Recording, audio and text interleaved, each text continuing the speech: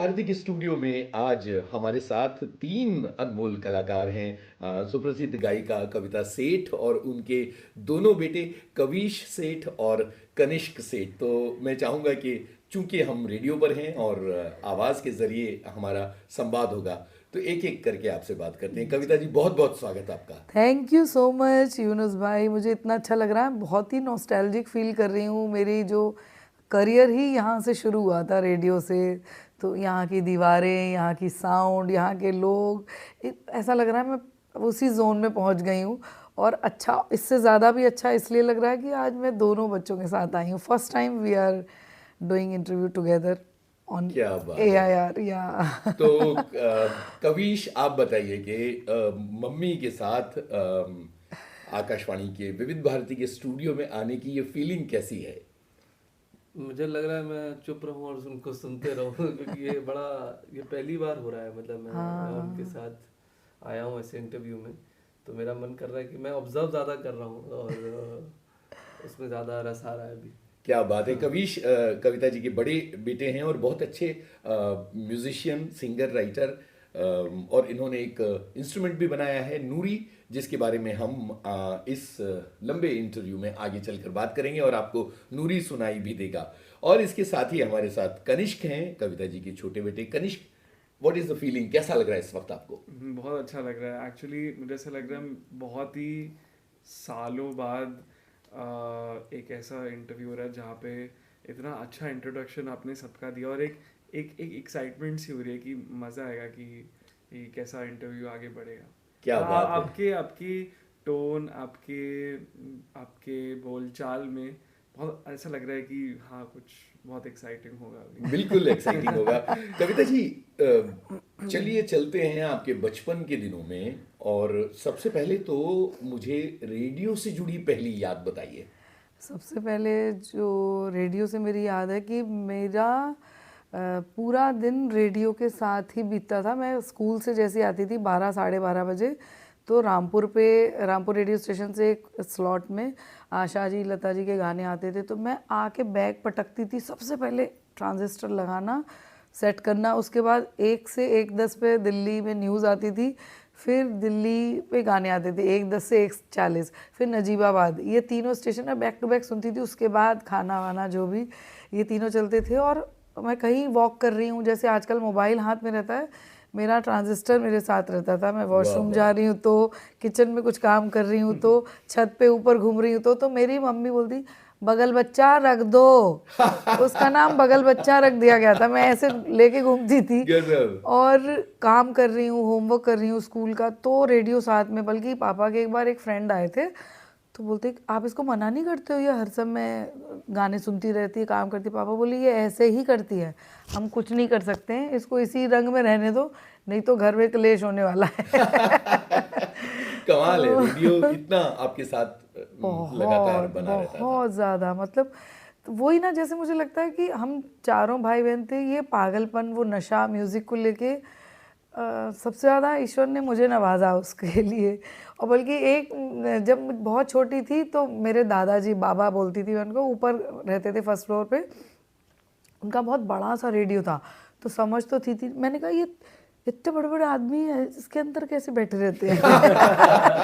आशा जी को देखना है मुझे एक दिन, लता जी को देखना है। क्या तो बात है। बाद में किसी ने बोला नहीं ये कुछ रिकॉर्डेड होता है इन लोगों का, तो वो आता है इसमें। मैंने कहा अच्छा, आप तो सोचते थे इनको ढूंढेंगे एक दिन अंदर जाके। क्या बात है।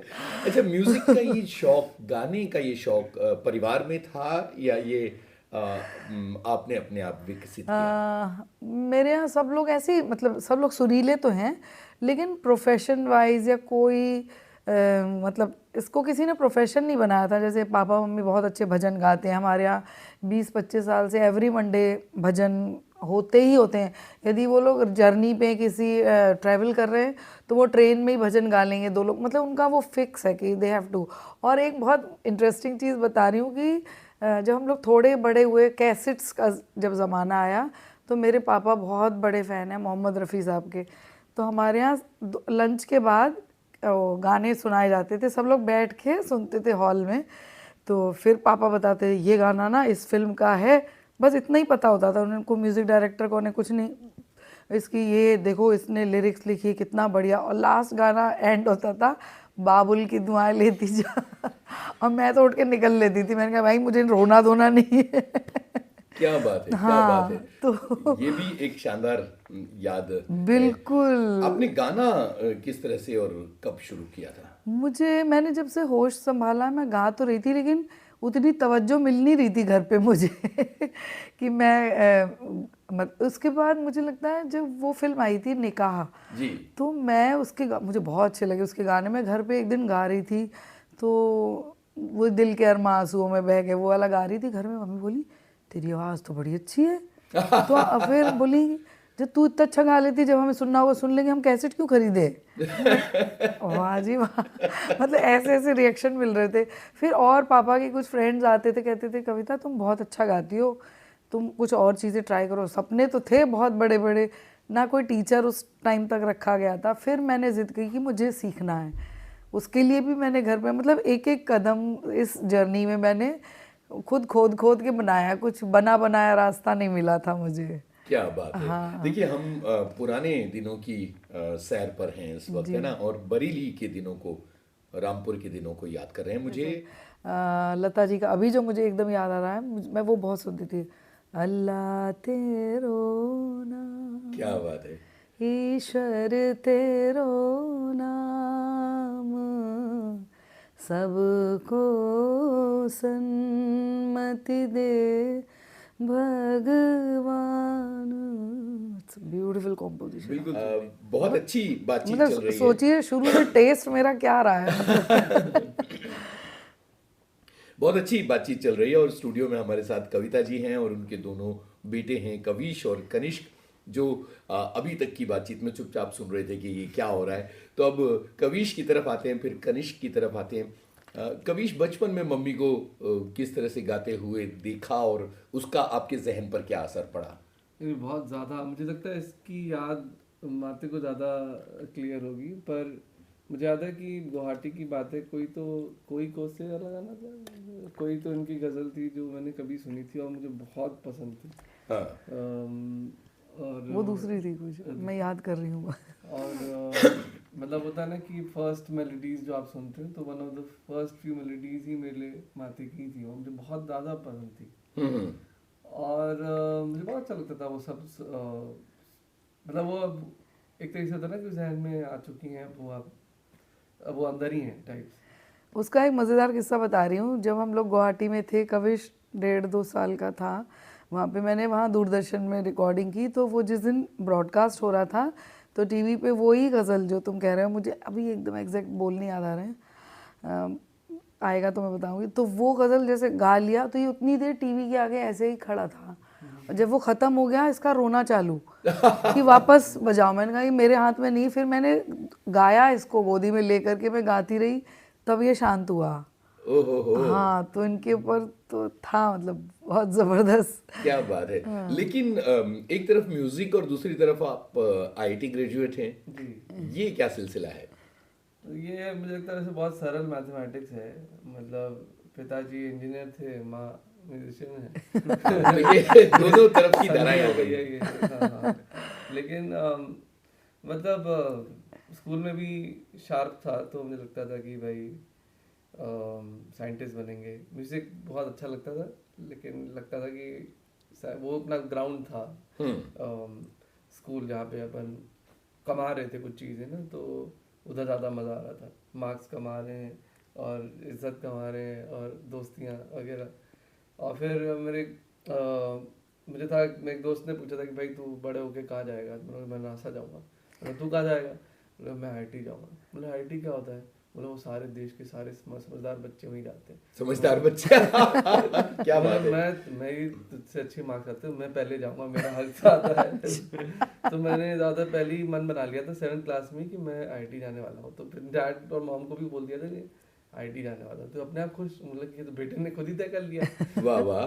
और फिर आईआईटी की तैयारी हुई 11th-12th में, और म्यूज़िक में आना बड़ा रोमांचक रहा। मतलब मुझे नहीं लगा था कि होगा ऐसे, बट म्यूज़िक पसंद था, बट ये नहीं लगा था कि इतना होगा कि जैसे स्कूल में मैंने जैसे आईआईटी की तैयारी करते करते खुद पे बहुत शोषण किया है ना, हर किसी को करना पड़ता है, स्वाभाविक चीज़ नहीं है वो।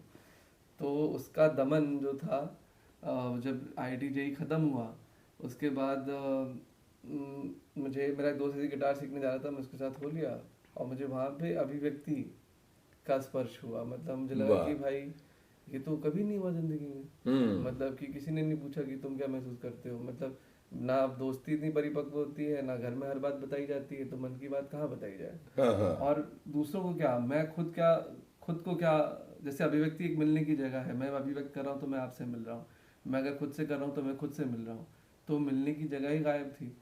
और तो मुझे लगा जब वो हुआ तो मैं यार ये तो गजब चीज़ हासिल हो गई, मतलब ये तो हुई नहीं अभी तक, मुझे मेरा स्पर्श हुआ और मुझे और खोजना है। और मुझे लगा कि आईआईटी वाईटी सब छोटा है इससे सामने, ये बहुत बड़ी चीज़ है जो मिली है, तो मुझे इसको थोड़ा सा और देखना है।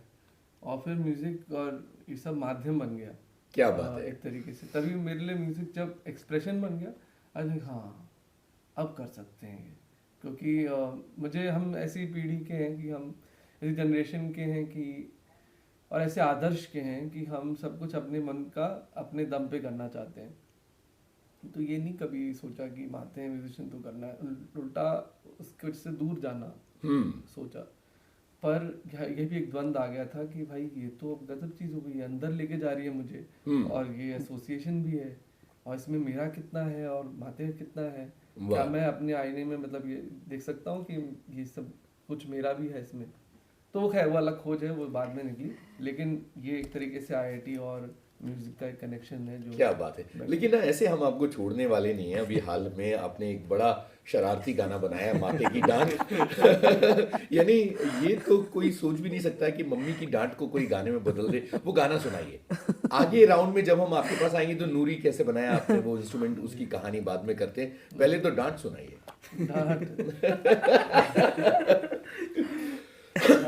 और मेरी जो इमेज, डांट ये सुना रहे हैं। और आप ये सोचो जो मेरी इमेज का चकनाचूर किया है इसने। अपने सुनने वालों को हम ये बताना चाहेंगे कि हर घर में जो बच्चे हैं वो अपने कमरों को बर्बाद करके रखते हैं। बर्बाद करके, कहीं सही शब्द कपड़े है। पड़े, कहीं जूते पड़े, कहीं किताबें पड़ी हैं, कहीं सामान पड़ा है, तो मम्मियाँ बच्चों को बहुत डांटती हैं कि सुधर जाओ, सलीके से रहो, है ना, ये क्या हाल बना रखा है। ये हर घर की कहानी है। इसी कहानी को कबीश ने गाने में बदल दिया और वो गाना है माते की डांट। जी जी। मैं वही कह रहा था कि ये कह रही हैं कि इनकी इमेज खराब हो गई है, इनकी इमेज अच्छी हो गई है, क्योंकि लोग एक्चुअली देख रहे हैं कि मतलब ये बहुत अच्छी एक्ट्रेस भी है। हे भगवान। सारे कास्टिंग डायरेक्टर्स देख रहे होंगे इनको कि भाई अभी कौन से एड या फिल्म में इनको ले सकते हैं। ओ बाबा, चलो चलो एक और मेरे लिए मतलब एवेन्यू खुला। comments ऐसे हैं कि अरे ऐसी नेचुरल एक्टिंग अब कहाँ दिखती है। वाह भाई। लेकिन अच्छा है, वैसे डांटती तो होंगी। हाँ मैं तो रियल कर रही थी। वही एक्टिंग नहीं करनी पड़ी, मतलब अच्छा। बोली थी तो अंदर से आ रहा है। तो सबसे ज्यादा डांट किसको पड़ती है, कविश को पड़ती है कि कनिष्क को पड़ती है? अब इनको पड़ती है। स्वाभाविक था मेरा लिखना। Oh my God. तो फिर सुनाओ कविश। हाँ सवाल लेता हूँ। देखते ना। जब भी बोलूं कुछ करने को कोई ना कोई बहाना होगा, जब भी बोलूं कुछ करने को कोई ना कोई बहाना होगा, कपड़े यूं ही फेंक दिए, बर्तन सारे झूठे पड़े, कब उठते कब सो रहे हैं, मोबाइलों में घुसे पड़े हैं, बहुत सहेलियां हैं इनको, बहुत सहेलियां हैं इनको, अब मुझे सुनाना होगा, अब मुझे सुनाना होगा, जब भी बोलूं कुछ करने को कोई ना कोई बहाना होगा, पाला पोसा बड़ा किया यही देखने के लिए, हाँ पाला पोसा बड़ा किया यही देखने के लिए, बड़ी बड़ी बातें करा लो उल्टे सीधे बहाने बना लो, दुनिया क्या जीतेगा तू, दुनिया क्या जीतेगा तू, घर चलाना आना होगा, घर चलाना आना होगा। सही सही बात है। और ये पता है बड़ी मज़ेदार चीज़ कि कविश जब ये गाने की प्रिपरेशन कर रहे थे वीडियो को लेकर के, तो मुझसे कहते थे आप मेरे बारे में क्या क्या सोचते हो, किस किस चीज़ पे गुस्सा करते हो, वो बताओ इसको वीडियो के हिसाब से। मैंने कहा मेरा मुंह मत खुलवाओ, मतलब मैं फट जाऊंगी। बोले मुझे वही सब कुछ चाहिए वीडियो में। क्या बात है। अब कनिष्क की तरफ आते हैं। कनिष्क, आप अपने बचपन को याद करके बताइए कि वो किस तरह का बचपन था और उसमें कितना म्यूजिक था और कितनी, अभी तो हमने डांट की बात की ना, तो कितनी माते की डांट भी थी। एक्चुअली डैड की ज़्यादा डांट थी, मम्मी बचाती थी उनसे। पर मतलब बचपन तो ऐसा ही था कि बहुत बहुत ही यंग एज से ही सब शुरू करवा दिया था। ये वायलिन सीख रहा था, हिंदुस्तानी क्लासिकल, फिर बट म्यूज़िक के अलावा और इंटरेस्ट थे स्केचिंग में और पेंटिंग में, तो वो सब चीज़ें बहुत अपने आप ही आ गई थी। बट आई थिंक बचपन से ही आई थिंक हम दोनों को ही म्यूज़िक में पुश करा था। आई थिंक तबला ये सीख रहे थे और मैं वायलिन सीख रहा था। फिर जैसे जैसे बड़ा हुआ, फिर आई थिंक जब हम मुंबई शिफ्ट हो गए थे दिल्ली से, फिर वेस्टर्न क्लासिकल वायलिन सीख रहा था, फिर पियानो सीखना शुरू कर दिया जी। तो ऐसे ऐसे फिर पूरा मतलब काफ़ी सारी और चीज़ें सीखी और इवेंचुअली म्यूज़िक प्रोडक्शन में लाइक वेंचर हो गया मैं। तो वो ज़्यादा इन्जॉय करा मैंने कि मुझे प्रोड्यूस करना और कंपोज करना ज़्यादा मज़ा आ रहा था। पर इस पूरे दौर में यही थे कि डैड डांटते थे बट वो हमारे भले के लिए ही, वो डांटना भी कम कहूँगा, वो डिसिप्लिन ज़्यादा मेंटेन करना चाह रहे थे कि अगर सीख रहे हो रियाज कर रहे हो तो इतने टाइम पे करो। बट अक्सर वही होता था कि शुरू में गुरुजी जब आते थे तो मैं नीचे देखता था, क्योंकि आप हिंदुस्तानी क्लासिकल में आप अपना वायलिन अपने गोद में रखते हैं। हाँ, तो मुझे उनकी घड़ी दिखती थी तो जैसे ही वो मैं देखता था कि 5 कब बजे और मैं कब खेलने जाऊँगा तो आई थिंक वही था कि इनिशियली वो म्यूज़िक का जो इंटरेस्ट था वो लाइक आई वुड से पेरेंट्स की तरफ से एक पुश था कि सीखो, वरना आधे टाइम तो आपका दिमाग बाहर ही रहता है कि खेलने जाना है, छुपन छुपाई खेलनी है या क्रिकेट खेलना है, जो भी है। But I think over time वो अपने आप बना है, तो आई थिंक क्रेडिट जाता है, क्योंकि अगर वो पुश या डिसिप्लिन नहीं होता तो वो कहीं ना कहीं मैं ये भी आई थिंक वो एक प्लेटफॉर्म बन गया था। फिर उसके बाद वो मेरे चॉइस पे था कि मैं इसको कंटिन्यू करूँ या नहीं, पर मैंने करा क्योंकि मुझे बहुत मज़ा आया उसमें। बिल्कुल। अब चूंकि बात कविता जी, कविश और कनिष्क से हो रही है, तो हम अपने सुनने वालों को बताएं कि कनिष्क का कंपोज किया हुआ जुग जुग जियो का रंगी सारी बहुत ज़्यादा चला है, तो इसके बारे में आप लोग बात कीजिए और फिर कविता जी गा के भी बताना होगा। जी जी जी जी ज़रूर। तो ये शुभा गुरटू जी की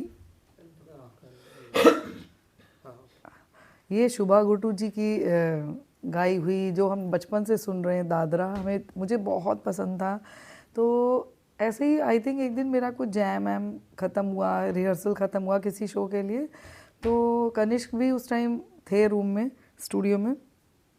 तो मैंने कनिष्क को बोला कि ये वाली जो रंगी सारी जो है, इसको मेरे को मन है कि मैं इसको रिकॉर्ड करूं। तो मैंने जस्ट इसने कोई लूप दिया, मैंने उसके ऊपर रैंडम ऐसे ही गा दिया और फिर इसने आराम से 10-15 दिन लिए होंगे, उस गाने को प्रोड्यूस किया। बहुत सुंदर लग रहा था, सिर्फ मेरी वॉइस में था उस समय।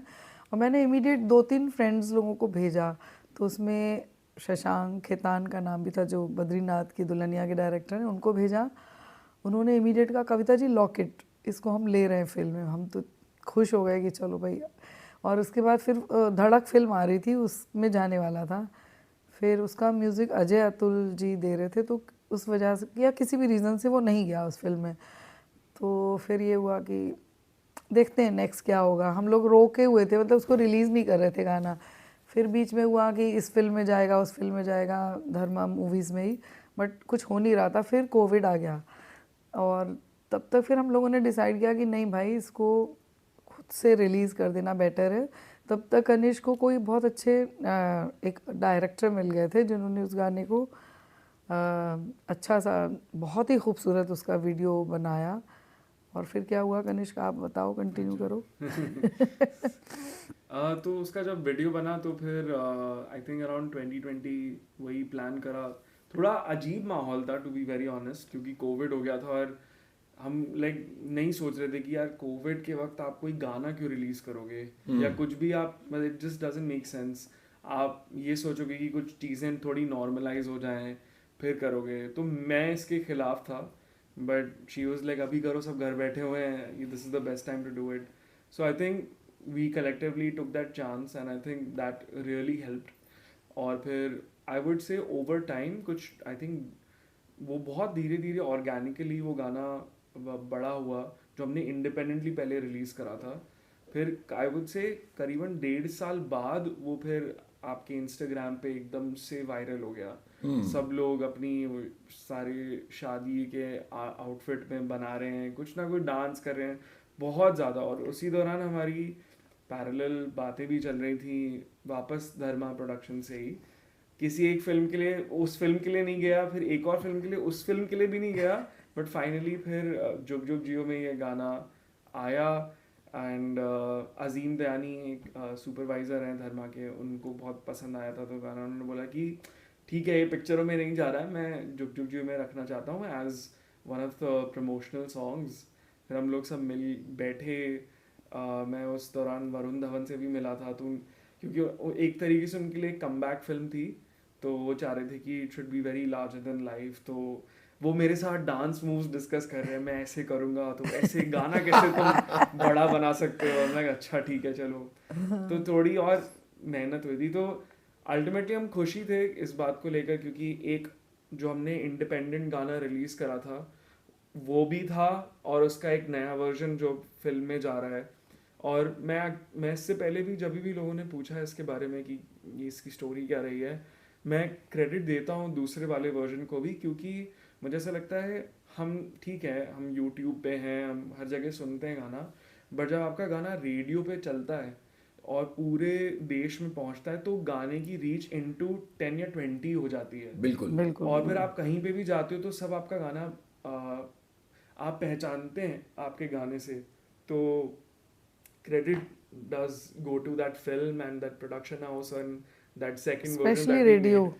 मैंने Especially तो इस गाने का radio and स्क्रैच TV. सुना है जी, एक जी। जमाने में, याद है हाँ कि जी। कोविड से ठीक पहले के जमाने में हाँ मुझे जी, याद हाँ है जी। कि आप इस गाने को हाँ, आपने आपसे सुनाया था किसी हाँ एक हाँ महफिल में। हाँ। तो कितना बदला है इस दौरान गाना कविता जी? मुझे लगता है अप्रोच लोगों की चेंज हुई है। हमारे लिए तो वो गाना वैसे ही उतनी मोहब्बत है उस गाने से। और सबसे ज़्यादा मुझे रिस्पेक्ट, इवन जब मुझे फिल्म फेयर अवार्ड भी मिला था तभी मैंने यही बोला, मैंने कहा मेरा इसमें कोई योगदान नहीं है, मैंने सिर्फ गाया है।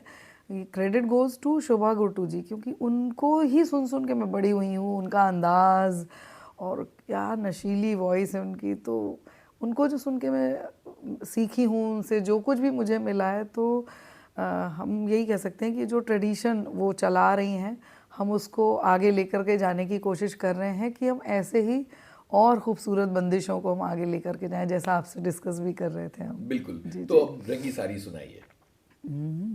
ओके।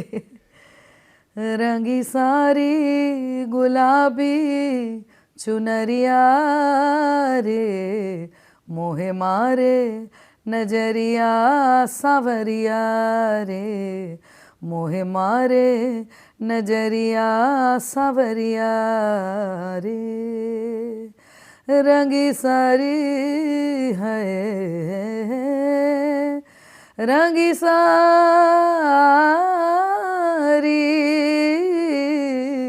रंगी सारी गुलाबी चुनरिया रे, मोहे मारे नजरिया सवरिया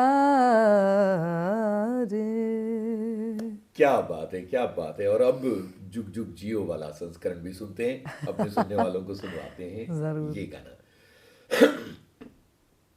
कविता जी, कविश और कनिष्क हमारे साथ इस समय स्टूडियो में हैं और दिलचस्प बातें चल रही हैं। कविता जी, हम आपके बचपन की सैर कर रहे थे जब ये बातें शुरू हुई थी, और आपने कहा कि रेडियो बहुत साथ हुआ करता था, म्यूजिक कैसे शुरू हुआ था, और फिर आकाशवाणी में गाने के लिए मौका आपको मिला, वो यादें हमारे साथ बांटिए हाँ, जरा। तो जैसे मैं पता है मुझे बचपन से ऐसा था कि हमारे यहाँ आई थिंक 10-15 दिन में एक महफिल जैसी कुछ होती थी घर पे। तो पापा को ऐसे ही शौक था, तो वो गाते थे, कब हम लोग मिल के गाते थे। तो मतलब मैं ईगरली वेट करती रहती थी कि कोई बोले कविता तुम भी सुनाओ कुछ तो मैं बस तैयार रहती थी गाने के लिए। तो उसमें ही कोई फ्रेंड आए थे, कॉलोनी में ही रहते थे, उनके कोई फ्रेंड थे, वो रेडियो में वायलिन बजाते थे। तो मेरे से बोले कविता तुम्हारी आवाज़ तो बड़ी अच्छी है, तुमको रेडियो में गाना चाहिए। मैंने कहा मुझे नहीं पता कैसे ऑडिशन होता है या क्या उसका जो प्रोसीजर है वो नहीं पता। बोले मैं ला के देता हूँ फॉर्म, भरो, ऑडिशन दो, तैयारी करो, अच्छे से तैयारी करना जिससे कि आप 0 अटेम्प्ट में क्लियर कर दो। मैंने कहा ठीक है। और मुझे ये नहीं मालूम कि मुझे कुछ नहीं पता था ABCD की, जो गानों की धुनें बनती हैं उसको कंपोज करना बोलते हैं, कुछ पता ही नहीं था। हमने कहा कि हमारे लिए गाने कौन बनाएगा, कुछ थी नहीं सुविधा कि कौन कंपोज करेगा।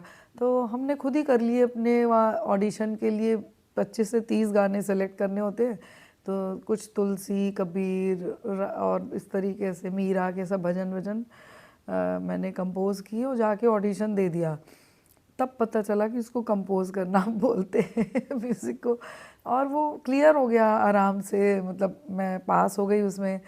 तो अंकल आए, बोले तुम्हारा रिजल्ट आ गया है, तुम पास हो गई हो, मिठाई खिलाओ, अब तो तुम्हारे गाने पूरे इंडिया में सुनाई देंगे। मैं बड़ी एक्साइटेड, मैंने कहा ये तो मैं हमेशा जब गाती हूँ तब मैं हमेशा यही इमेजिन करती थी कि मैं एक बहुत बड़े स्टेडियम में हूँ और मुझे लाखों लोग सुन रहे हैं, यही ख्वाब आता था, मतलब आंखों के आगे हमेशा यही पिक्चर। तो वो एक पहला माध्यम बना जिससे मैं लोगों तक पहुंची, मेरी आवाज़ लोगों तक पहुंची, वो रेडियो ही रहा। तो मेरा तो बहुत पुराना रिश्ता है रेडियो के साथ। तो उसके बाद फिर आई थिंक 91 में मेरी शादी हो गई, तो हमने फिर वहाँ से ट्रांसफ़र लिया, गुवाहाटी रहे। तो मैंने गुवाहाटी रेडियो में भी गाती थी, वाह दिल्ली वाह। में भी गाया मैंने रेडियो पे। तो रहा है, बहुत ही प्यारा रिश्ता रहा है मेरा ऑल इंडिया रेडियो के साथ। तो कुछ अजब ही हमद सुना रही हूँ। बदल रहा है जो शब सहर में, खुदा वही है, खुदा वही है, खुदा वही है जिसका जलवा नजर नजर में, खुदा वही है, खुदा वही है। तो मेरे लिए खुदा ऑल इंडिया रेडियो रहा है, क्योंकि सुबह शाम रात दिन हर वक्त मेरे साथ रहा है क्या बात है, क्या शानदार बात है। पहले बातें ये चल रही थी कि किस तरह से आकाशवाणी और दूरदर्शन पर कविता जी ने गाना शुरू किया, और एक के बाद एक रास्ते म्यूजिक के खुलते चले गए, लेकिन फिल्म इंडस्ट्री के दरवाजे किस तरह से खुले, और ये क्या माजरा था? मैं दिल्ली में रह रही थी, मतलब मिस्टर सेठ की पोस्टिंग होती रहती थी, तो हम लोग पहले टाटा नगर में रहे जब वो रेलवेज़ में थे। फिर उन्होंने जॉब चेंज किया एयरपोर्ट अथॉरिटी ऑफ इंडिया में। तो हमारी फर्स्ट पोस्टिंग आसाम थी, गुवाहाटी थी, वहाँ रही। उसके बाद दिल्ली पोस्टिंग ली। तो दिल्ली में भी मैंने लाइव शोज़ स्टार्ट कर दिया था, रेडियो और चल रहा था। वहाँ पे आके मैंने म्यूज़िक में MA किया, हिंदी लिटरेचर में MA किया, वाह वाह। और अपने शोज़ स्टार्ट कर दिए थे प्रोफेशनली। और तो वहाँ मेरा इंडिया हैबिटेट सेंटर में शो था। तो सतीश कौशिक जी आए हुए थे बॉम्बे से, और उन्होंने मुझे जब सुना तो बोले भाई ये आवाज़ नहीं है इंडस्ट्री में, मैं इंट्रोड्यूस करूँगा आपको। तो उनकी फ़िल्म आ रही थी वादा, अमीषा पटेल, अर्जुन रामपाल और जी जी। जायद खान, इन लोगों की। तो वो फिल्म में उन्होंने ये गाना लिया, जिसको मैंने ही कंपोज़ किया था। बहुत बहुत प्यारा सा है। उसको लिखा था चमन लाल चमन जी ने, जो लंदन में रहते हैं, वो भी रेडियो जॉकी थे वहाँ के, बहुत ही सीनियर आर्टिस्ट थे। उन्होंने वो लिखा था और मैंने वो कंपोज़ किया, और वो सतीश कौशिक जी की पहली फिल्म। तो वो एक मेरी एंट्री हुई बॉलीवुड में उस गाने से। बिल्कुल, मौला मौला तो जिंदगी ये को गाना भी हमारे लिए प्लीज सुनाइए। ज़रूर, हाँ वो सुनाती हूँ। वो मैंने राग मालकौंस में कंपोज किया था। मेरी कोशिश रही है कि मैं कहीं ना कहीं कोई राग का असर उस पर रखूँ, राग बेस्ड गाऊँ कुछ। तो ये सुनाती हूँ आपको 2 लाइन। जिंदगी को सवार दे मौला, जिंदगी को सवार दे मौला, हुस्न इसका निखार दे, निखार दे मौला, जिंदगी को सवार दे मौला। क्या बात है। तो क्या इसके बाद आपको रेगुलर काम मिलने लगा फिर? नहीं, मतलब ये गाना भी स्टार डस्ट के लिए नॉमिनेट हुआ, तो हमें लगा भाई अब तो कुछ अच्छा होगा। मैं काफ़ी प्रोडक्शन हाउसेज में नई नई थी, तो आपको मिलने जाना पड़ता है, बताना पड़ता है कि आप कौन हो क्या हो। तो मैं मिलती थी लोगों से जा कर के, तो लोग बोलते थे क्या हस्की वॉइस है, ज़बरदस्त, हम आपको एक गाना देते हैं। तो कोई डबल मीनिंग गाना दे रहा है, कोई आइटम दे रहा है। तो मैं घर आकर के, उस वक्त मिस्टर सेठ की पोस्टिंग नागालैंड में थी, तो मैं उनसे फ़ोन पे कहती थी, मैंने कहा मुझे नहीं लग रहा मैं यहाँ चल पाऊँगी, क्योंकि मैं जो चाहती हूँ वो मुझे काम ही नहीं मिल रहा है। मैं 3 साल तक मुझे कुछ नहीं मिला ओहो, आफ्टर दैट इस सॉन्ग। गाने के बाद? हाँ, फिर उसके बाद मैं बीच बीच में जाके मिलती थी, तो महेश भट्ट साहब की गैंगस्टर आ रही थी। मैं तो ऐसे ही मिलने चली गई कि भाई कुछ काम तो मिल नहीं रहा था, तो चलो बीच बीच में शक्ल दिखा दो, शायद कुछ मिल जाएगा काम, लाइक दैट। तो उनसे मिली तो बोले कहाँ हो कविता, तुमको इतने दिन से ढूंढ रहा हूँ। मैंने कहा अच्छा भाई, मुझे भी कोई ढूंढ रहा है, बड़ा अजीब सा मन में आया। तो बोले कि एक फिल्म का एक गाना है, और प्रीतम दा ने म्यूज़िक किया था उसका, तो बोले ये गाना तुमको रिकॉर्ड करना है। अब ऐसा लग रहा था कि इतने बड़े बैनर की फिल्म का ये गाना भी बहुत वैसी सिचुएशनल था, तो मुझे लग रहा था मिस नहीं होना चाहिए मेरे से। तो मैंने इतना रियाज़ किया, मेरा गला ही बैठ गया। 2 दिन बाद भट्ट साहब का फ़ोन आया, कविता, मैंने कहा मेरा गला बैठा हुआ, मैंने इतनी प्रैक्टिस कर ली है। बोले अच्छा जब आवाज़ ठीक हो जाए तो तुम आके रिकॉर्ड करना। देन व्हाट आई डिड, उनको वो गाना टेम्पो पे था, मुझे मत रोको, ऐसे रिदम के साथ। तो बोले ये नहीं चाहिए, मुझे ऐसा नहीं चाहिए।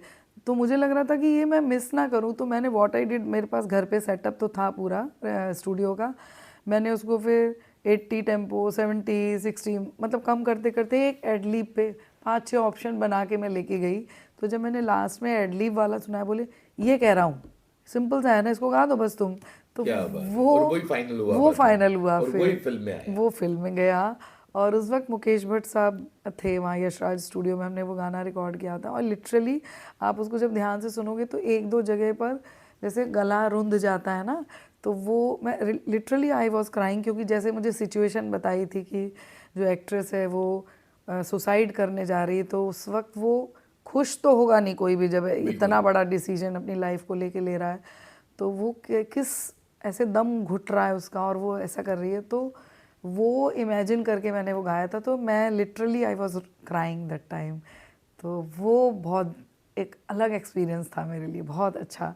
वो गाना भी बहुत सुंदर, बल्कि वो जब गाना, वो फिल्म सुपर हिट हुई, तो भट्ट साहब से मैं मिलने गई, तो बोले पता है तुमको कि कितने लोग मेरे से पूछ रहे हैं कि ये आवाज़ कहाँ से ढूंढी आपने।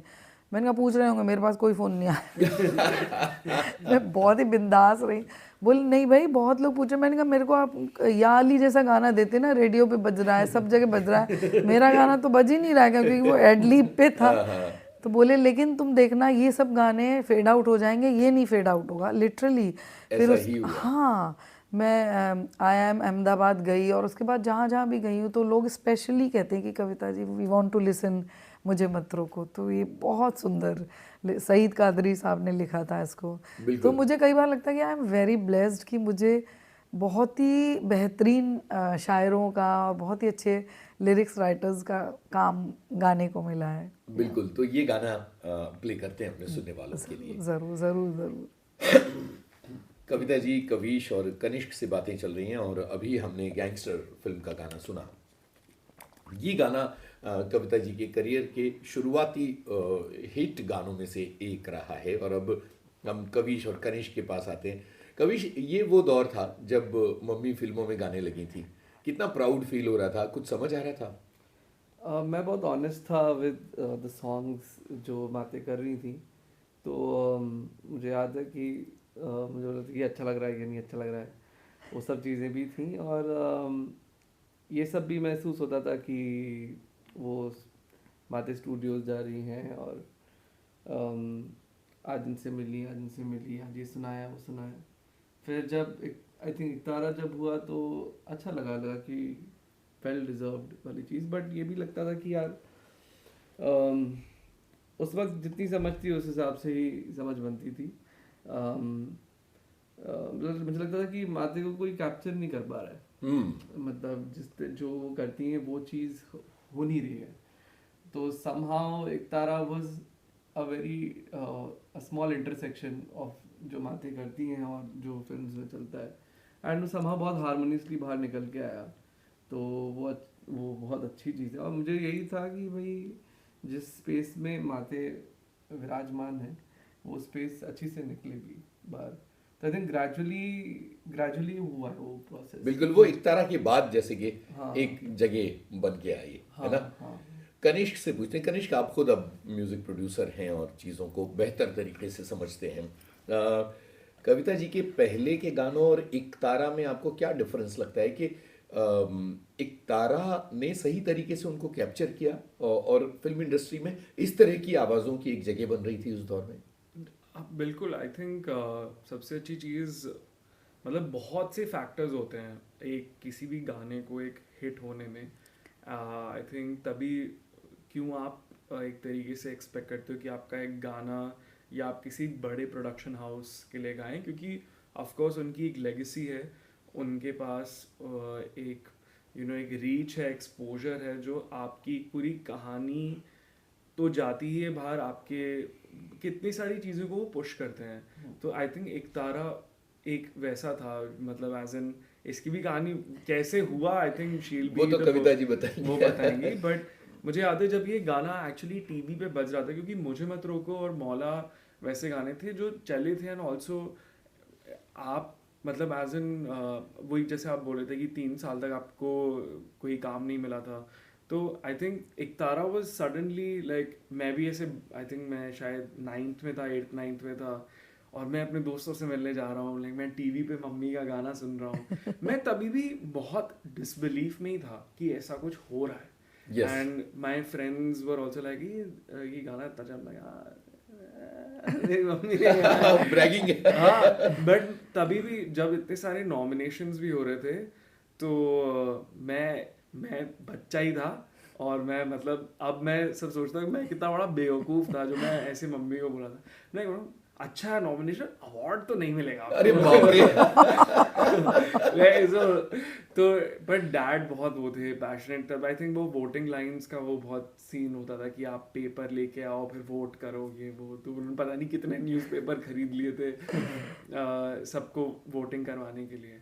तो but eventually like she deserved it, because I think एक तो वही था कि शंकर एहसान लॉय के 5 गाने हैं, there is just one song that Amit Trivedi did, and वही होता है, किस्मत की बात होती है, सिचुएशन की बात होती है फिल्म में, and so many factors I feel like, क्योंकि एक ऐसी फिल्म है जो न्यू एज है, जो सबको चाहिए भी उस वक्त पे, and a song like this comes in which sounds so refreshing from everything that you're listening to.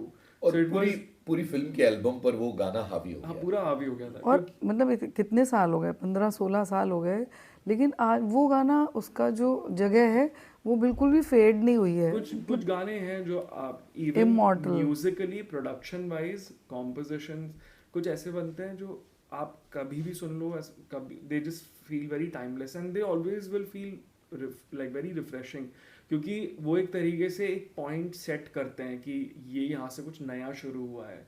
तो वो फिर उसके बाद जो भी वैसा कुछ बनाते हैं तो वो सबकी कॉपी लगते हैं, और फिर उनकी शेल्फ लाइफ भी बहुत छोटी रहती है। तभी I think it was just a very beautiful combination, like उनकी आवाज़, अमित त्रिवेदी का म्यूजिक, जावेद साहब की बोल, एंड वो पूरी सिचुएशन जो थी, like even I think Ranbir Kapoor की, इट वाज लाइक उनकी पहली 2 फिल्में थी, और फिल्म में भी एक सही जगह पर बहुत सही जगह पे आया। हाँ। कविता जी, इस गाने की कहानी बताइए, ये गाना कैसे मिला आपको? क्योंकि पीछे जो जी, जर्नी जी। थी वो उस एक्सेलरेशन के साथ, उस तीव्रता के साथ नहीं जा रही थी। नहीं जा रही थी। मुझे लगता है कि कुछ भी बड़ा होने से पहले ये सब इम्तिहान देने पड़ते हैं सबको। तो मैं भी उस फेज़ से जा रही थी। मन में मतलब काफ़ी ये लगता था कि मैं कुछ पता नहीं होगा कि नहीं होगा यहाँ पर। लेकिन उस बीच में क्या हुआ था कि मैंने और मिस्टर सेठ ने मिल कर के हमने कहा कि मैं शुरू से लाइव ही गाती आई हूँ और I was not a playback artist, तो लाइव आर्टिस्ट रही हूँ। तो हमने कहा कि पता नहीं यहाँ पे काम मिलेगा नहीं मिलेगा, हम अपना कुछ शुरू कर देते हैं। तो देन व्हाट वी डिड, हम जितनी अपनी जमा पूंजी लाए थे दिल्ली से, जो कुछ भी किया था, तो हमने अपने खुद से शोज़ करना शुरू कर दिए, अलग अलग ऑडिटोरियम बुक करके। तभी हमने उन पे मौलाना रूमी पे उनका इंटरनेशनल सूफ़ी फेस्टिवल, हम उनके 800 ईयर्स हुए थे, तो उस पर हमने दिल्ली, बॉम्बे, हैदराबाद, लखनऊ, बहुत सारे सिटीज़ में वो किया। और हमने उसी समय वो सब चीज़ें रिकॉर्ड भी की रूमी की। वो हमने आई थिंक टाइम्स म्यूज़िक से रिलीज़ किया। वो सीडी मैंने अमित त्रिवेदी को भिजवाई थी वाया। मेरे पास कुछ नंबर नहीं था, कुछ कनेक्शन नहीं था, तो उसको आवाज़ अच्छी लगी और फिर वो उसका फ़ोन आया कि मैं एक फ़िल्म के लिए पिच कर रहा हूँ, आप स्क्रैच गाना चाहोगे? जब कुछ भी नहीं मिल रहा है, मैंने कहा ठीक है कर देंगे, होगा होगा, नहीं होगा नहीं होगा। मैं गई, वो स्क्रैच मैंने गाया। वो तब अमिताभ भट्टाचार्य जी ने लिखा था, वो वर्जन मैं गा के आई थी। लेकिन मैं घर आके बच्चों से, हस्बैंड से यही बोल रही थी, मैंने कहा कुछ तो बात है, ये गाने में बहुत खिंचाव है, बहुत पता नहीं, बहुत सुंदर कॉम्पोजिशन है। तो रह गया, अदरवाइज़ क्या होता, रिकॉर्ड करके आए फिर भूल गए आकर के बाहर। मेरा नहीं ध्यान रहता है कि चलो ठीक है, ये कमर्शियल काम किया, पैसे लिए, चलते बने टाइप से। लेकिन वो गाने का रह गया था दिमाग में। जब फाइनली 5-6 महीने के बाद अमित का फ़ोन आया कि वो गाना लॉक हो गया एक फ़िल्म में, लेकिन पोइट्री चेंज हो रही है, लिरिक्स चेंज हो रही है। मैंने कहा ठीक है चलो करते हैं जा कर के। और हमें नहीं मालूम था कि वो गाना इतना बड़ा, मतलब इतना बड़ा मकाम पे पहुंचेगा और बहुत ही सुंदर। मतलब वो उस टाइम तो मुझे ऐसा विश्वास ही नहीं हो रहा था, बल्कि मैं दिन भर वही गाना गुनगुनाती थी। जब कहीं से भी नॉमिनेशन आता था, ये नॉमिनेट हो गया इसमें, तो मैं कहती थी वो वाला गाना है ना, आजकल पाँव ज़मीं पर नहीं पड़ते मेरे। मैंने कहा मेरा हाल वही हो रहा है कि विश्वास ही नहीं हो रहा है कि ये मेरा ये सॉन्ग वहाँ तक पहुँचा है। तो तो इट्स हम चाहेंगे कि आप ये गाना हमारे लिए गुनगुनाएं। एक तरह हाँ। ज़रूर। ओ रे मनवा तू तो बावरा है, तू ही जाने तू क्या सोचता है, तू ही जाने तू क्या सोचता है बावरे, क्यों दिखाए सपने तू सोते जागते, जो बरसे सपने बूंद बूंद नैनों को मूंद मूंद, कैसे मैं चलूं देख ना सकूं अनजाने रास्ते, गूंजा सा है कोई एक तारा, एक तारा गूंजा सा है कोई एक तारा। क्या बात है। और जब फिल्म फेयर अवार्ड मिला तो वो कैसी कैफियत थी, वो पल याद करके बताइए। बहुत, मतलब मुझे विश्वास ही नहीं हो रहा था कि मैं रियल में उस जगह पर हूँ, कि वो ख्वाब देख रही हूँ। बल्कि मुझसे पहले अमित त्रिवेदी हम मेरे साथ में बैठे हुए, तो उनको मिला था आर.डी. बर्मन अवार्ड भी। तो जब उनको दोबारा उनका नाम अनाउंस हुआ बेस्ट म्यूज़िक डायरेक्टर के लिए, तो वो अपनी ट्रॉफ़ी मुझे पकड़ा गए थे। तो मैं फ़ील कर रही थी अच्छा थोड़ी देर बाद शायद मुझे भी मिलेगी ये।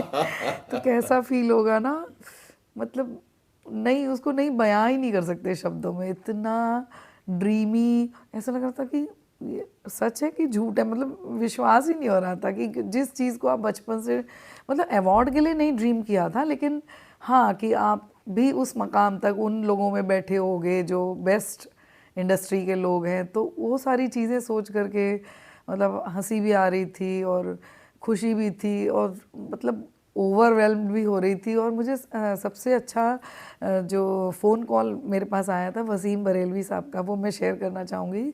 जिस दिन मुझे अवार्ड मिला है, हाँ उसी दिन रात में उनका फ़ोन आया, बोले कि मैं इतना खुश हूँ कि मैं बयां नहीं कर सकता हूँ, क्योंकि तुम जैसी आर्टिस्ट जो किसी के लेने में नहीं है, देने में नहीं है, किसी ग्रुप में नहीं है, सिर्फ अपने काम पे फोकस रखते हैं, तो ऐसा लगता है कि इंडस्ट्री में अभी भी थोड़ी सी इंसानियत बाकी है। वाह वाह वाह वाह।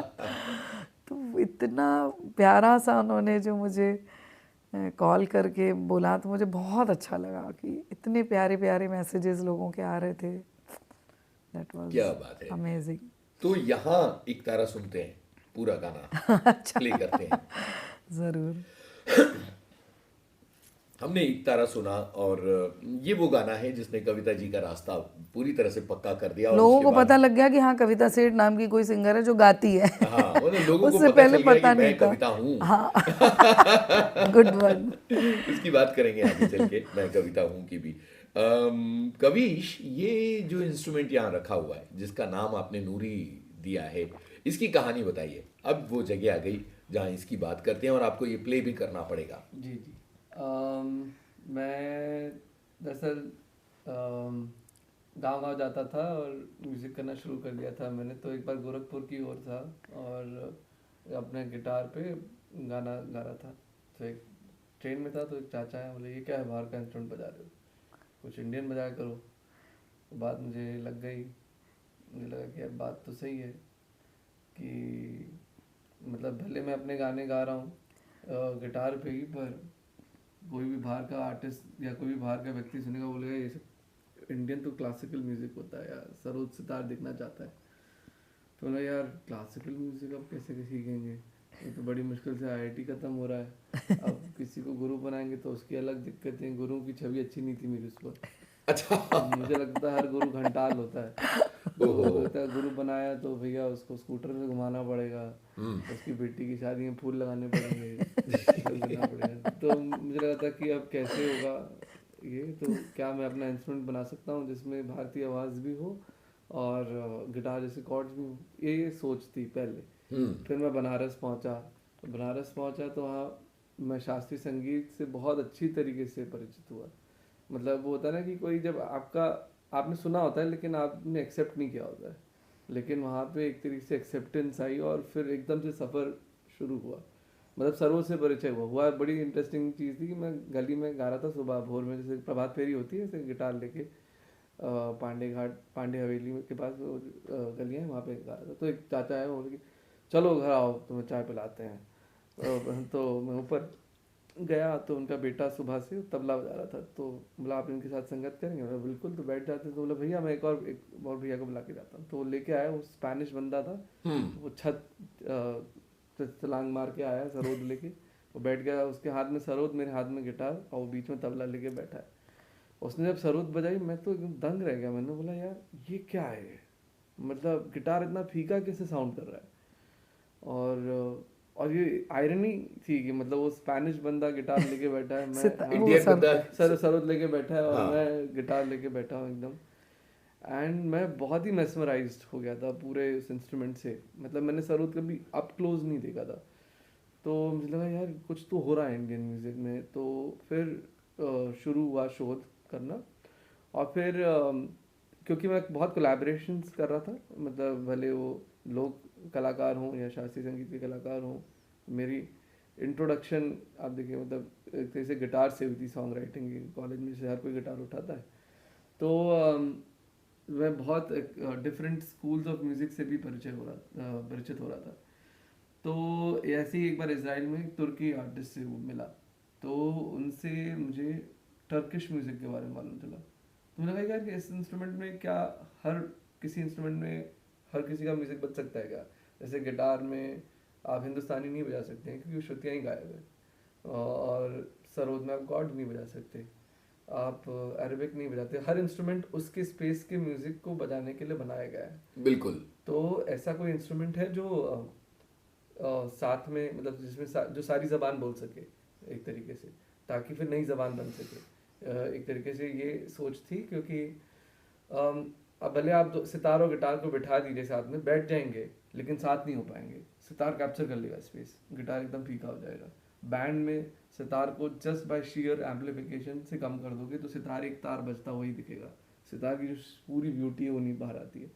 तो ऐसा क्या हो सकता है जिसमें सब हो सके। तो ये नाम मतलब ये इंस्ट्रूमेंट की कल्पना हुई और फिर धीरे धीरे उस इंटरैक्शन से बनता जा रहा है। मैं नहीं बोलूँगा बन गया है, क्योंकि इंस्ट्रूमेंट को बनने में बहुत वक्त लगता है और बहुत हाथ लगते हैं।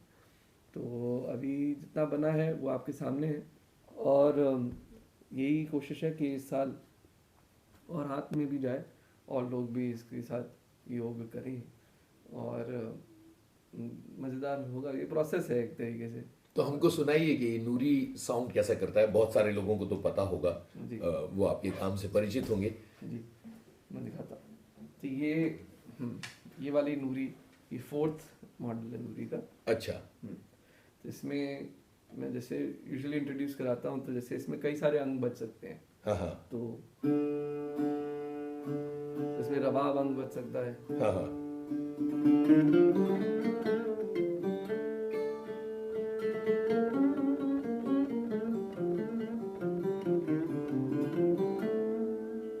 अब इसमें सरवुद अंग बज सकता है। अरे वाह।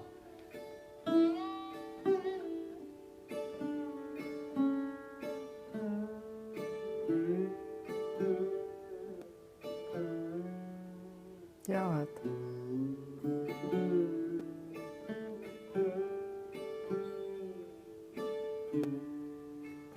तो ये आप सरवुद अंग बजा सकते हैं, आप इसमें कॉर्ड्स बजा सकते हैं जैसे गिटार।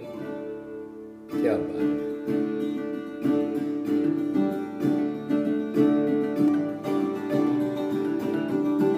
तो ये आप कॉर्ड बजा सकते हैं, आप इसको इसमें अरेबिक म्यूजिक भी बजा सकते हैं। जैसे क्वार्टर टोन्स होते हैं, तो जैसे सिंपल इंट्रोडक्शन दो, अगर सा है, ये कोमल है, शुद्ध रे, अब इसके बीच वाह।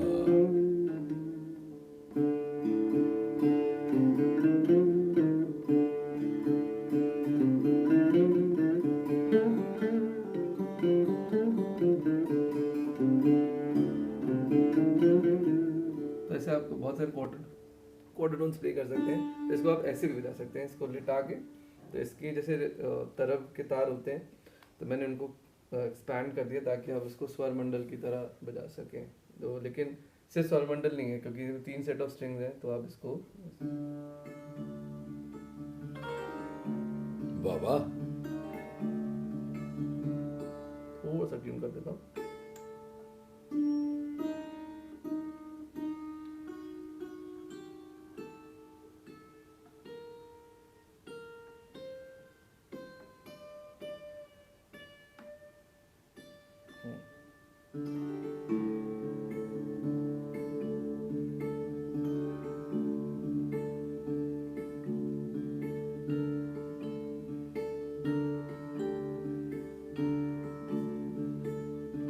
ब्यूटीफुल। वाह वाह।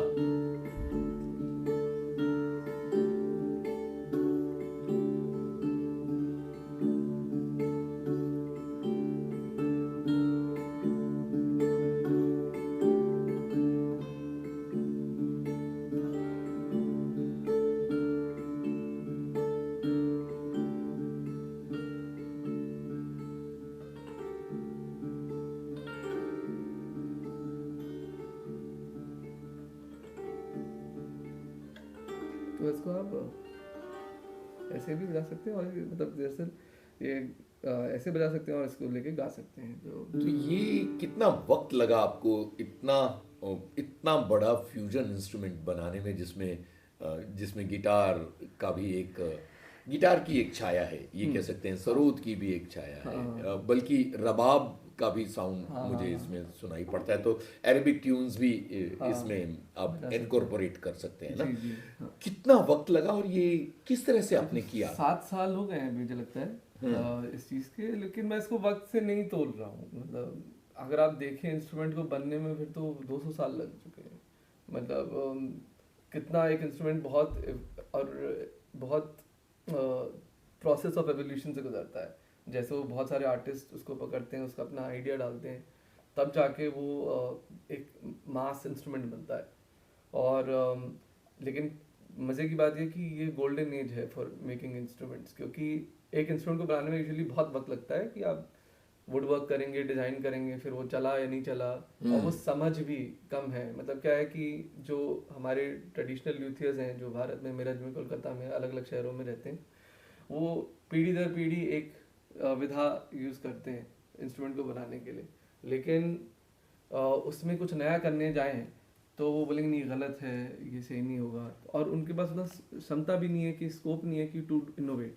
बिल्कुल। और आज के वक्त और प्रोसेस कि आपने कोई इंस्ट्रूमेंट बनाया उसमें 2 से 4 महीने लगेंगे, फिर वो अच्छा चला या नहीं चला उसमें अलग वक्त लगेगा, फिर आप फीडबैक प्रोसेस बनाएंगे तो बहुत वक्त लग जाता है। तो इसीलिए वो इनोवेशन बहुत सक्सेसफुल नहीं हो रहा। लेकिन आजकल आप सिमुलेट कर सकते हैं, तो अभी अकूस्टिक सिमुलेशंस कर सकते हैं, तो वो हम IIT कानपुर में थोड़ा बैठ के हमने थोड़ा सा लैब वर्क किया शुरू, वो भी इन प्रोसेस है, वो भी हो जाएगा, और आप पूरी चीज़ कंप्यूटर में डिज़ाइन कर सकते हैं। तो वो चीज़ हमने वो पूरा करके ये नूरी वाली ये नूरी हमने खुद बनाई है। हमने सारी वुड वर्क करवाया था औरों से। अभी ये खुद अपने हाथों से बनाई? हाँ, मेरे प्रोफेसर ने बोला था कि तुझे खुद बनानी पड़ेगी, तब जाके नूरी तुझे पकड़ में आएगी। क्या बात तो है। वो तो है, मतलब जब बना ली है तो फिर बहुत कुछ समझ में आया कि इंस्ट्रूमेंट में होता क्या है और कैसे क्या होता है। वरना लोग बहुत पाक समझते हैं इंस्ट्रूमेंट को, बिल्कुल भी डरते हैं कि इंस्ट्रूमेंट को, अब समझ में, अब मटेरियल से रिश्ता हो गया है। बिल्कुल। अब हम एक अलग तरह की फरमाइश करेंगे, हम चाहेंगे कि नूरी बजाई जाए और आप सब गाएं। वाह, कौन सा गाना? वो कर सकते हो, यार मेरा हार मेरा, बुआ बजाते भी हो ना नूरी पे। मैं स्केल बहुत है।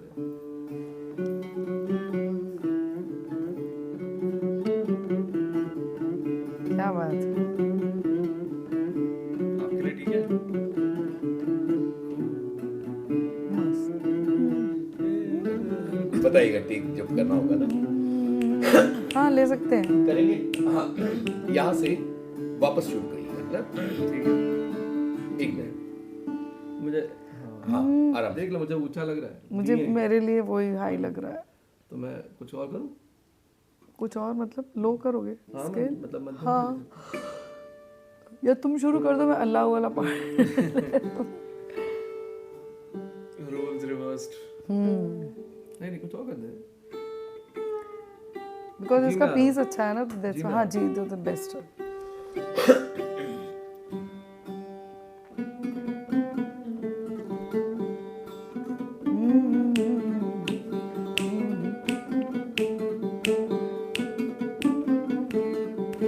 खूब हुआ मस्त हुआ इश्क सनम यार मेरा, खूब हुआ मस्त हुआ इश्क सनम यार मेरा, यार मेरा गार मेरा, इश्क बना प्यार मेरा, यार मेरा गार मेरा, इश्क बना प्यार मेरा, खूब हुआ मस्त हुआ इश्क सनम यार मेरा, खूब हुआ मस्त हुआ इश्क सनम यार।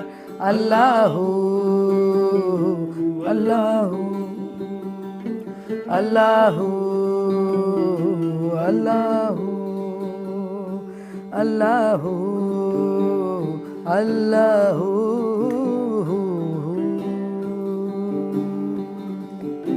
जरा भी गा दो। तुझ पे फिदा सांस मेरी, आस मेरी, रूह मेरी,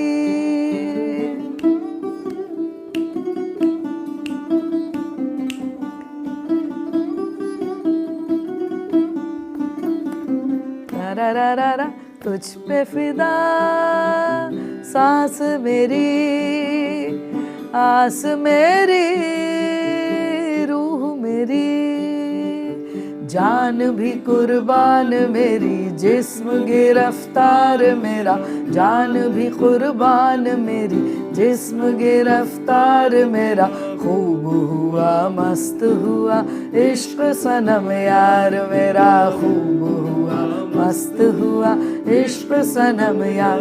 अल्लाहू अल्लाहू अल्लाहू अल्लाहू।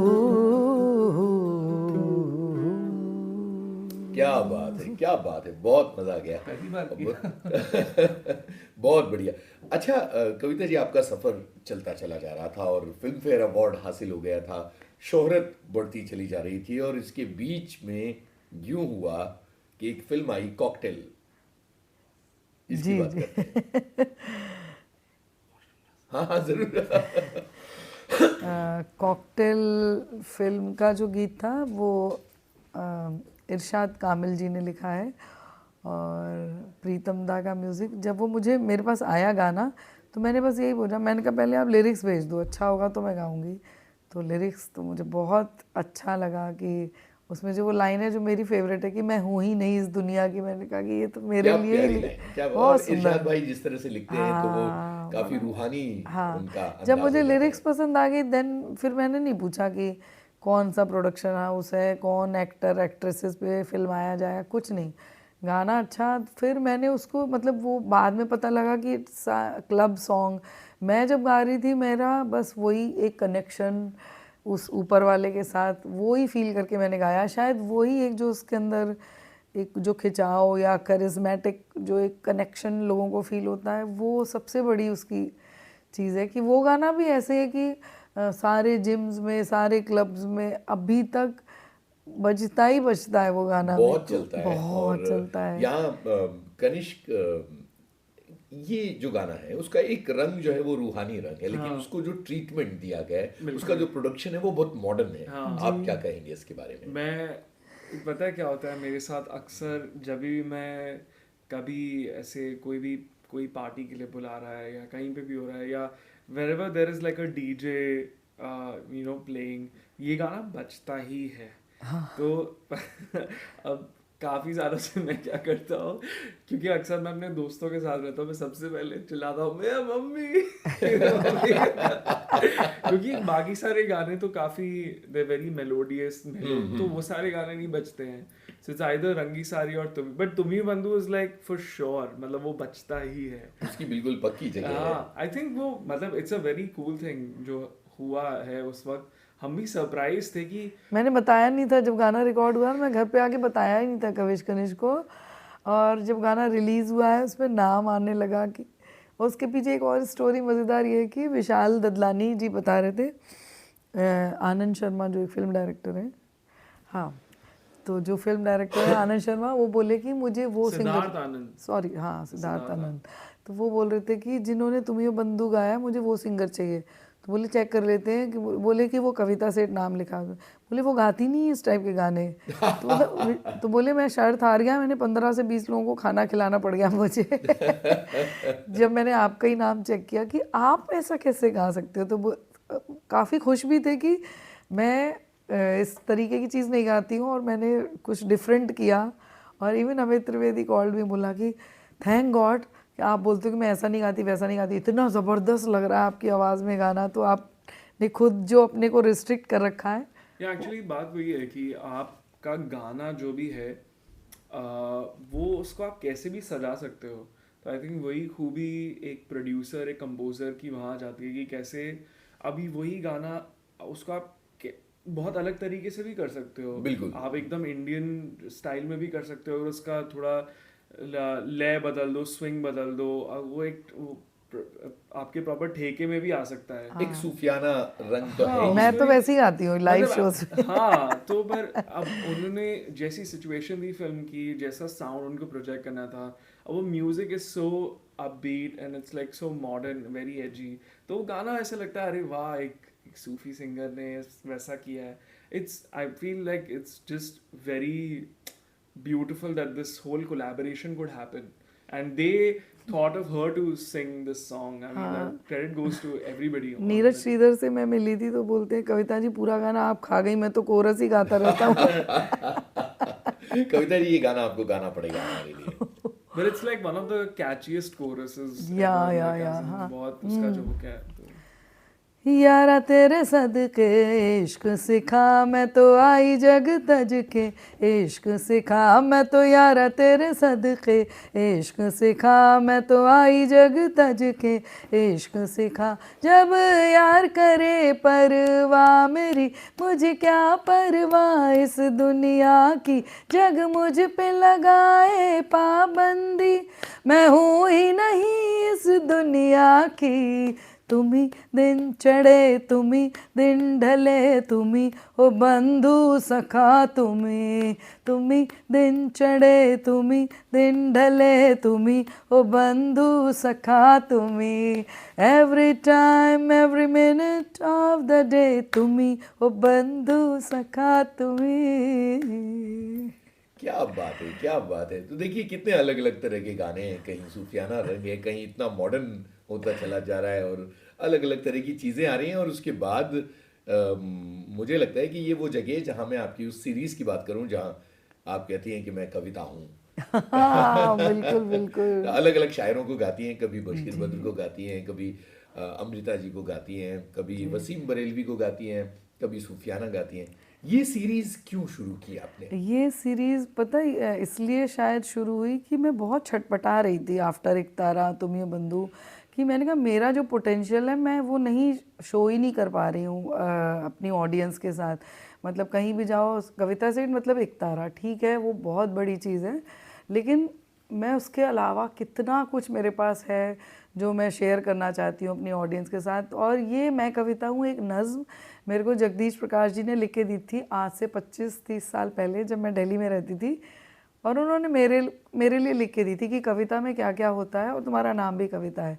तो मैंने जब उसको कंपोज़ किया फिर मैंने कहा कुछ नहीं कर सकती हूँ तो कम से कम मैं एक एक एपिसोड जैसा कुछ मैं यूट्यूब पे डालूँगी। तो पहला जो फर्स्ट जो है मैं कविता हूँ मैंने ही गाया वो, और उसको सिर्फ तानपुरे पे ऐसे गा दिया। अच्छा फीडबैक आया, मैंने कहा यार तमीज़ से करना पड़ेगा काम। फिर हमने थोड़ा गिटार के साथ गाया, फिर मैंने कहा नहीं नहीं चल भाई इसका वीडियो भी करते हैं। वो सब करने के बाद मैंने 10-12 चीज़ें की और 10-12 गज़लें गाई। मुझे लग रहा था कि मैं जस्टिस नहीं कर पा रही हूँ किसी भी पोएट के साथ। वो पूरी ज़िंदगी लिखता है, मैं एक कलाम में कैसे उसको समेट सकती हूँ कि हो सकता है वो मेरा फेवरेट है उसका फेवरेट कुछ और हो। देन आई ट्राइड कि चलो मैं एक कॉन्सर्ट करती हूँ, यदि वो शायर ज़िंदा हैं तो उनको बुलाएंगे और उनकी शान में पूरा 2 घंटे का कॉन्सर्ट उनको ही गाऊंगी। तो मैंने वसीम बरेलवी साहब से शुरू किया और वो इतना बेहतरीन गया। वो खुद बोल रहे थे कि मैं 50 साल से मुशायरे कर रहा हूँ लेकिन ऐसा प्रोग्राम कभी नहीं ऐसा हुआ, पहले कभी हुआ नहीं था कभी कि नहीं किसी हुआ। सिंगर ने किसी एक शायर की को लेके, हाँ रचनाएं लेकर लंबा कॉन्सर्ट किया हो। तो उससे पहले मैंने मिर्ज़ा गालिब किया था, तब तक मैंने नाम नहीं रखा था। कबीर मीरा पे किया, रूमी पे किया, और फिर आपके साथ हमने डॉक्टर बशीर बद्र वाला किया, और जॉन आपने एलिया किया। जॉन एलिया किया। क्या रिसर्च की थी आपने उन सब्जेक्ट्स पे, बेहतरीन रहे। और फिर बीच में कोविड आ गया, ये सब हो गया, तो अभी थोड़ा सा स्लो है, लेकिन अब मतलब थोड़े दिन के बाद हम इसको जोर शोर में करने वाले हैं फिर से। आपको तो पकड़ेंगे हम, छोड़ेंगे नहीं। कुछ बशीर बद्र का, कुछ वसीम बरेलवी का। ये जो मैं कविता हूँ सीरीज है, हाँ जाहिर है कि बॉम्बे के बाहर बहुत सारे हमको, क्योंकि पूरी दुनिया के लोग सुन रहे हैं, तो कुछ लोग ऐसे होंगे जिन्होंने ये सीरीज नहीं सुनी होगी, तो जरा उनका तारुफ करवाते हैं इस सीरीज से। सबसे पहले हम बशीर बद्र को याद करेंगे। हाँ जी। तो कौन सी वाली उनकी गजल आप सुनाना चाहेंगी, क्योंकि कितनी सारी चीजें आपने गाई हैं उनकी। तो हाँ मैंने बहुत सारा कंपोज़ किया था, तो उसमें मुझे जो सबसे ज़्यादा पसंद है और जो राइट नाउ मुझे याद आ रही है वो एक गज़ल है। वो नहीं मिला तो मलाल क्या, जो गुज़र गया सो गुज़र गया, उसे याद करके न दिल दुखा, जो गुज़र गया सो गुज़र गया। तो सारी गज़लें मुझे सबसे प्यारा जो लगता है बशीर बद्र साहब का, कि जो उनका हर गज़ल में एक जो थॉट प्रोसेस है, जो उनकी अदायगी है शब्दों के माध्यम से, वो कमाल है। मुझे लगता है कि नहीं है उनके लेवल का कोई भी नहीं है।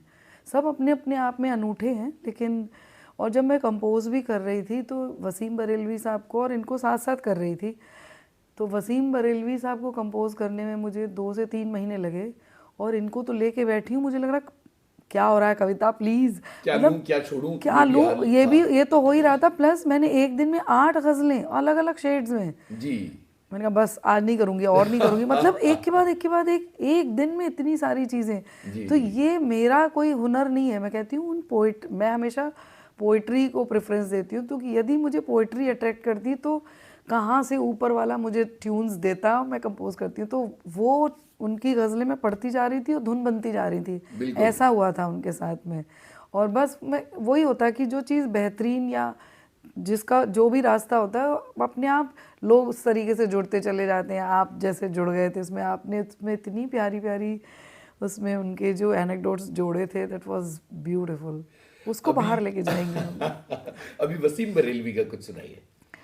वसीम बरेलवी की भी गज़लें कमाल हैं, कमाल हैं। बल्कि मैं उनकी अभी एक नज़्म, मैंने मुद्दत से कोई ख्वाब नहीं देखा है, वो उसका हमने वीडियो किया है और कनिष्क ने उसको एक अलग ही रंग में प्रोड्यूस किया है, जो मैं सोच भी नहीं सकती थी। मैं तो उसको एडलिब पे गाती थी बिना रिदम के सब कुछ। और तो जब इसने मेरे को उसको मीटर में बांधा तो पहले तो मैंने कहा मैं नहीं गाऊंगी, मुझे समझ में नहीं आ रहा है ये। लेकिन जिस तरीके से उसको डिज़ाइन किया, जिस तरीके से उसको जैज़ और पता नहीं क्या क्या रंग भर दिए उसमें, इतना खूबसूरत बना है वो गाना भी। और बहुत सुंदर है उनकी सारी चीज़ें। तो मैं 2 लाइन मैंने मुद्दत की सुना देती हूँ। बिल्कुल तो ये हमारा 15 जनवरी को ये गाना रिलीज़ हो रहा है। मैंने मुद्दत से कोई ख्वाब नहीं देखा है, मैंने मुद्दत से कोई ख्वाब नहीं देखा है, रात खिलने का गुलाबों से महक आने का, उसकी बूंदों में सूरज के समा जाने का, चांद सी मिट्टी के ज़र्रों में समा जाने का, शहर से दूर किसी गाँव में खो जाने का, मैंने मुद्दत से कोई ख्वाब नहीं देखा है। वाह वाह वाह। इसके अलावा आपने जॉन एलिया, अमृता प्रीतम, दीप्ति मिश्रा, किन किन को तो नहीं गाया है? बहुत सारी, और अभी बहुत लंबी लिस्ट है, तो समझ में नहीं आ रहा है कि हम क्या करें, क्या छोड़ें, किसको पकड़ें। इट्स अ ह्यूज जॉन लिस्ट। एलिया का कुछ सुनाइए। जॉन एलिया की सुना तो आपने तो पहले भी गाया हुआ है बहुत। हाँ, उनकी एक बहुत खूबसूरत सी गज़ल है। आई थिंक वो शायद किसी फिल्म में भी जाएगी, ऐसा सुन रहे हैं, सोच रहे हैं। तो बेकरारी सी बेकरारी है। तो मैंने किसी की नहीं सुनी थी, मेहंदी हसन खान साहब ने भी गाई है, बहुत लोगों ने गाई है, और मेरी बिल्कुल ही अलग है। और उसको भी कनिष्क ने पूरा जैज़ स्टाइल में प्रोड्यूस किया है। तो उसकी 2 लाइन सुनाती हूँ आपको। बेकरारी सी बेकरारी है, बेकरारी सी बेकरारी है, वस्ल है और फिराक तारी है, बेकरारी सी बेकरारी है। वाह वाह वाह, क्या बात है। तो ये पूरी सीरीज है मैं कविता हूँ, जिसके जरिए आप अलग अलग शायरों की बहुत सारी रचनाओं को एक कॉन्सर्ट की शक्ल में कॉन्सर्ट की शक्ल देते हैं। और प्लान कर रहे हैं कि उसको हम पैन इंडिया बल्कि ग्लोबली इसको जहाँ जहाँ तक ले जा सकते हैं, जिस शायर के चाहने वाले हैं हम उसको ज़रूर प्रस्तुत करेंगे। आपने तो भजन भी बहुत सारे गाए हैं और अब बहुत डूब के गाती हैं, तो मुझे बताइए भजनों के सिलसिले के बारे में। क्योंकि सूफियाना जो रंग है वो भी, इसको आप जब किसी स्पेशल किसी आइडल को लेकर के कहते हो तो वो कि राम भजन हो गया, कृष्ण भजन हो गया, लाइक दैट। और जब हम निर्गुण गाते हैं, जो कबीर का अंदाज़ है या जो सूफियाना अंदाज़ है, तो वो भी भजन का ही रूप है, लेकिन वो निर्गुण है और ये सगुण है। तो दोनों में ही आप जब उस सत्ता, परम सत्ता के साथ जब जुड़ जाते हो, तो फिर वो बस एक हमारा मैसेज होता है जो हम बस कन्वे करना चाहते हैं उस परम सत्ता के साथ।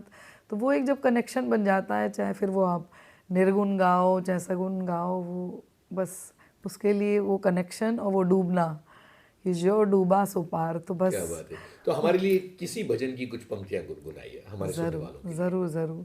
मैंने अभी रिसेंटली एक भजन रिलीज़ किया था, उसकी मुझे बहुत पसंद है लिरिक्स। हरि का भजन बस हरि के लिए हो, हरि का भजन बस हरि के लिए हो, हरि का भजन बस हरि के लिए हो, हरि का भजन बस हरि के लिए हो, हरि का भजन बस हरि के लिए हो, हरि हरि हरि हरि हरि हरि बोल, हरि हरि हरि हरि हरि हरि बोल। इस तरीके से क्या उसके बात बाद है, क्या बात है। अच्छा, इतनी सारी बातें हमने एक नॉन चीज़ फिल्म और मैं म्यूजिक मेंशन करना चाहूँगी, सॉरी। हर जरूर। जैसे मैंने ये भजन गाया है, मैंने अभी भागवत गीता 108 चौपाइयों में मैंने अभी रिकॉर्ड की है, कंपोज भी मैंने किया है। अरे वाह। हाँ, तो उसको एक शायर हैं सूरज उज्जैनी जी, जो उज्जैन के ही हैं, तो उन्होंने मुझे भेजी थी। मुझे इतनी अच्छी लगी कि इतने सरल शब्दों में कुछ है नहीं भागवत गीता के बारे में, तो मैंने उसको जस्ट रिकॉर्ड किया। बहुत सरल, जैसे कि लोग अपने घर में पढ़ते हैं ना चालीसा वगैरह, मैंने बिल्कुल। बहुत सिंपल रखा है, कोई अदाकारी नहीं है, सिंपल सा।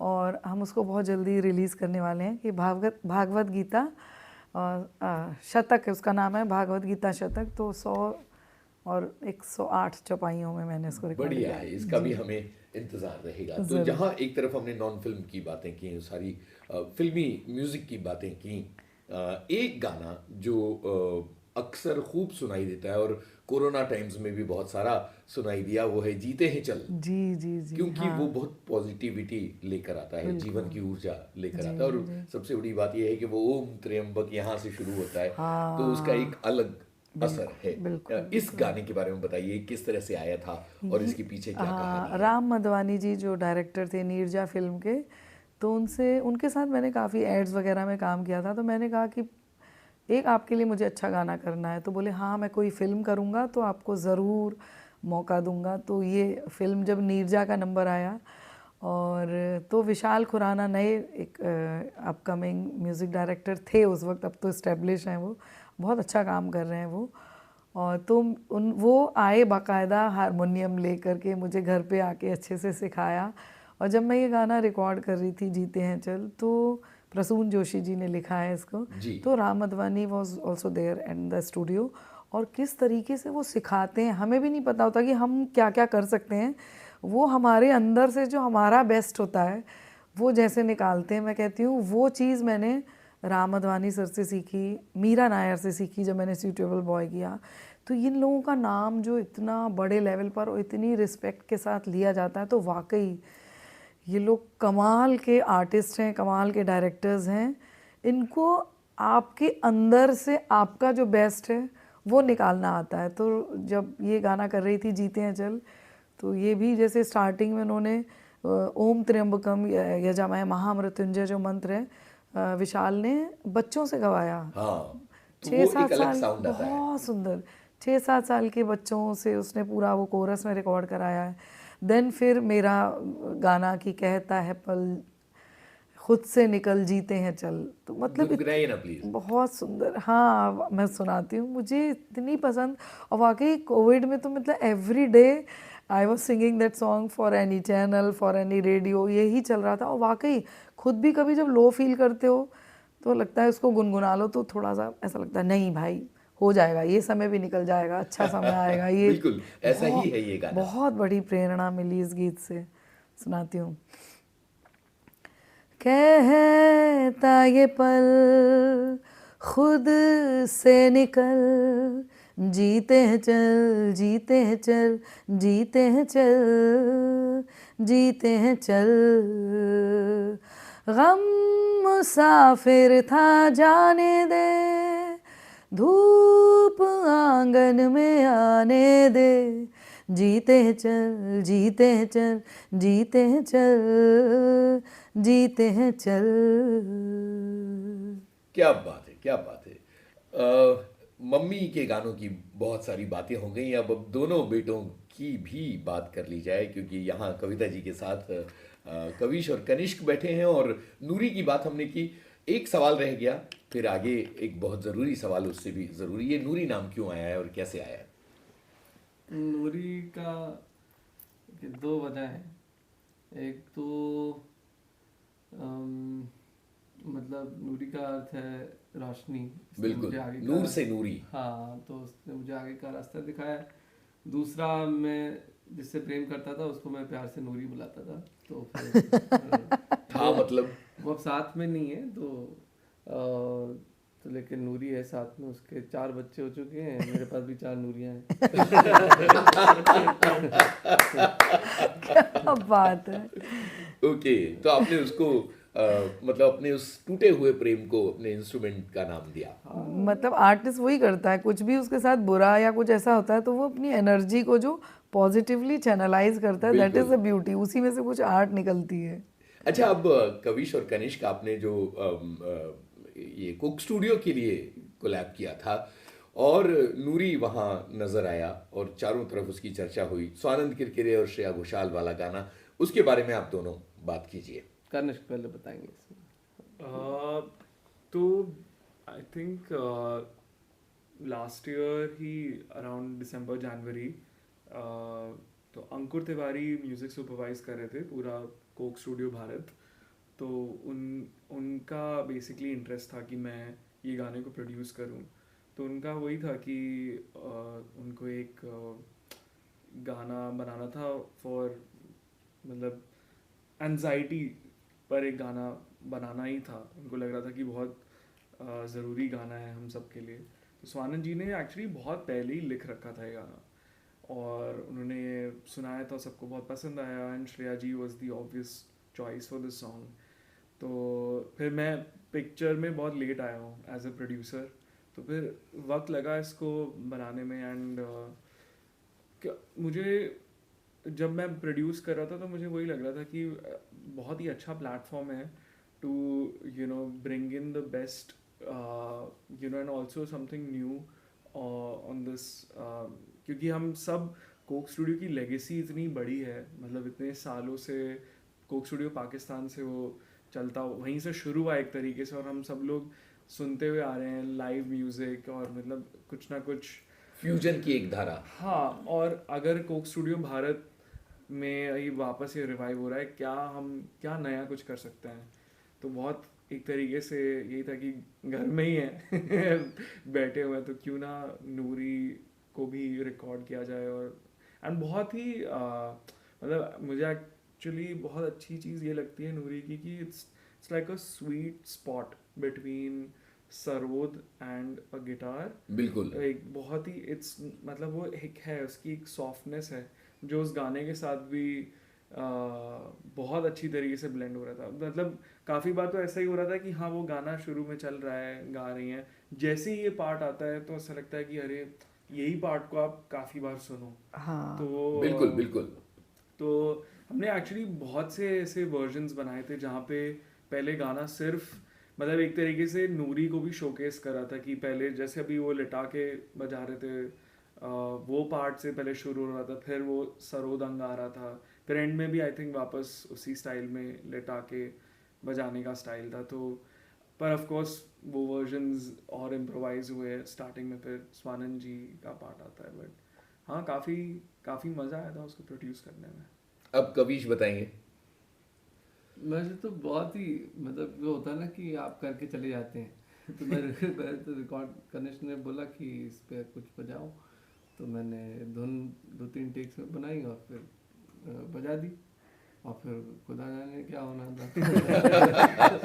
और फिर लोगों को बड़ी खुशी हुई, मतलब मेरे जितने दोस्त हैं सब सुनने वाले हैं सब बड़े बड़े खुश हुए, अरे अब मिलाना दर्जा ये बिल्कुल डिजर्विंग था, यहाँ देखनी थी अपने को नूरी, ये होना था, अब मज़ा है। तो लगा लोग बहुत सेलिब्रेट कर रहे थे इस फैक्ट को कि नूरी को मंच मिला, और समहाउ मुझे मेरे सफ़र को भी देखते आए तो बहुत उनको वैलिडेशन मिला।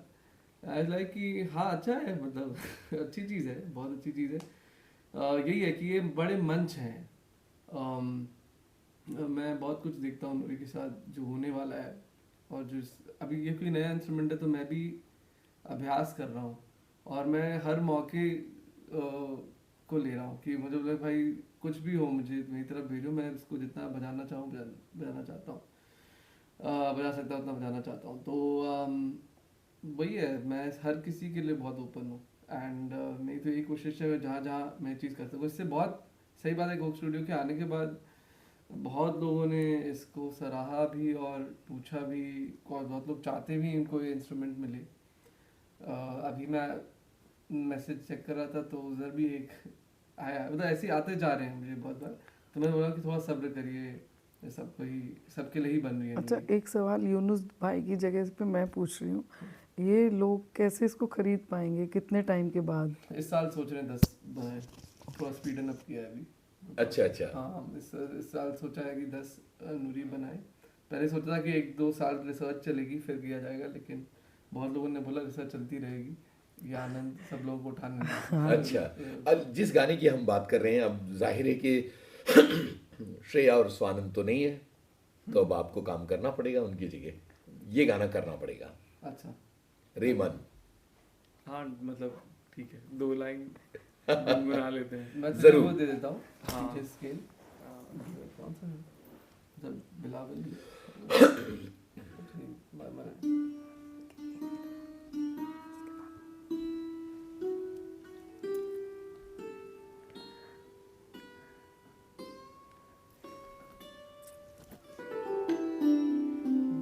सॉरी एक मिनट।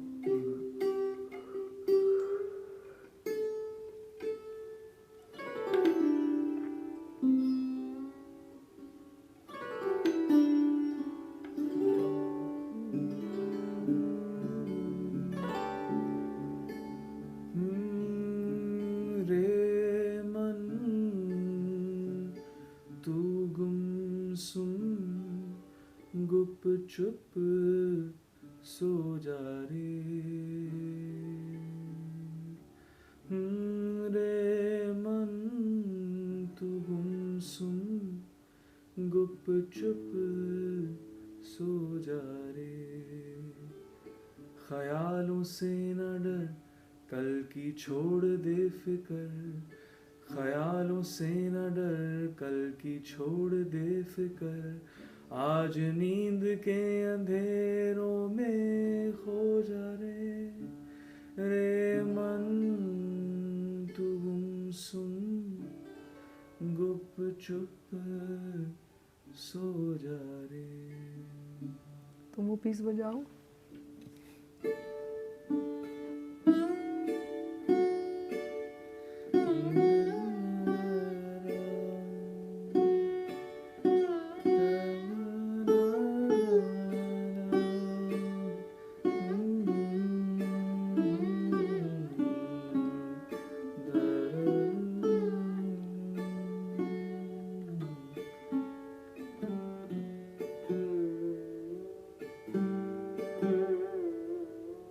वाह, क्या बात है, बहुत मजा आया। और कविता जी, अब इतने लंबे सफर में बहुत अलग अलग चीजें आपने आजमाई हैं, साल 2025 में क्या कुछ नया करने वाली हैं आप? ऐसा कुछ प्लान नहीं है, लेकिन हाँ जो भी करूँगी कुछ अच्छा ही अच्छा ही करूँगी। ऐसा अभी फ़िलहाल कुछ सोचा नहीं है, लेकिन बहुत कुछ करना है, ये है। कैसे करूँगी वो देखना है मुझे। जी।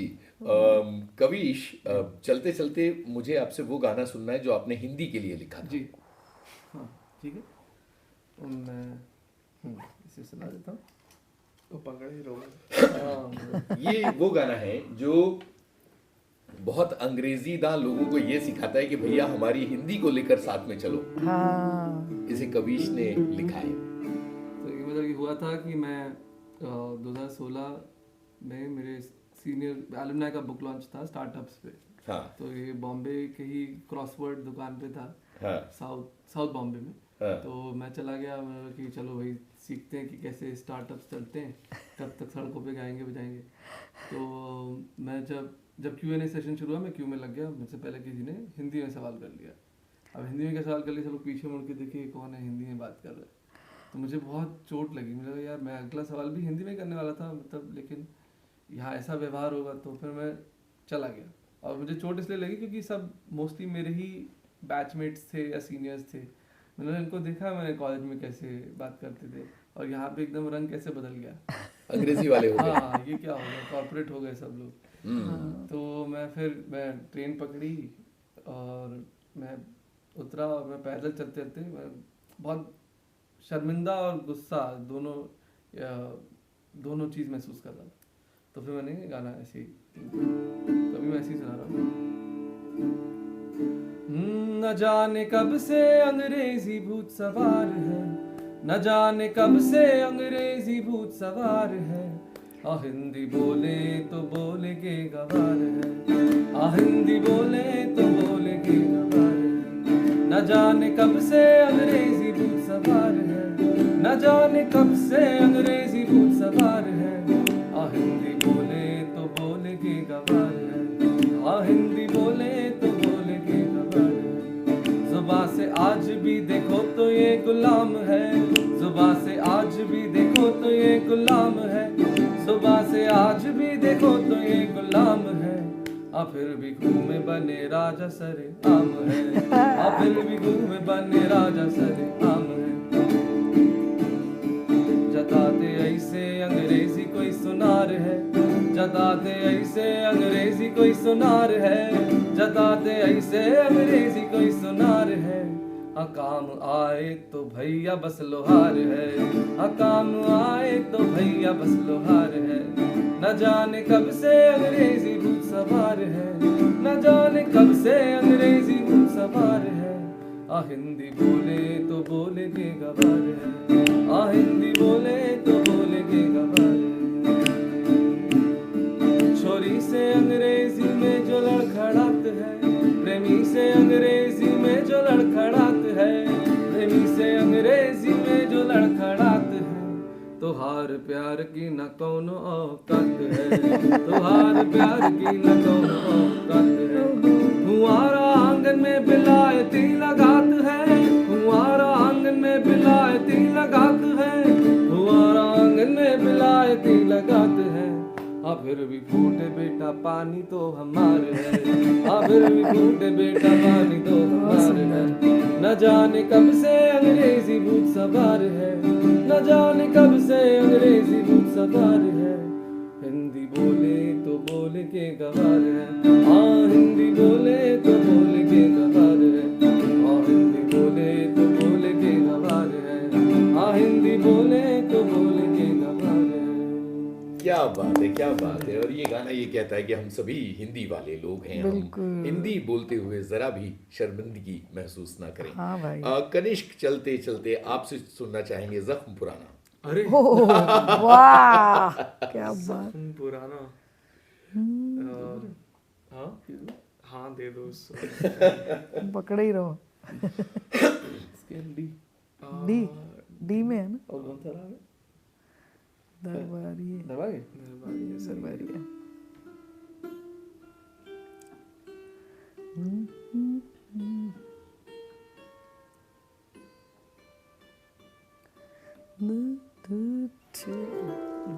एक मिनट।